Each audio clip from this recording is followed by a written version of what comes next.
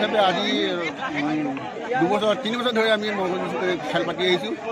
এই ম'হৰ যুঁজত আমি আমাৰ পৰম্পৰা হিচাপে আমি সকলো নিজৰ আমি গোৱাল হিচাপে হৈও আমি নিজৰ ম'হ আৰু অঞ্চলৰ আৰু আমি আমাৰ গাঁৱৰ মানুহসকলে সমবেত হৈ এই আনন্দ উপভোগ কৰিবৰ কাৰণে এই ভোগালী বিহুৰ উপলক্ষে এই ম'হৰ যুঁজ আমি আয়োজন কৰিছোঁ। কিমান মান আজি প্ৰায় 20টামান ম'হৰ যুঁজ হৈছে। যুঁজত এতিয়া আমি লাষ্ট ফাইনেল খেলখন অনুষ্ঠিত কৰিব ওলাইছোঁ আৰু যুঁজখন হোৱাৰ পাছতে আমি খেল সমাপ্ত কৰিম।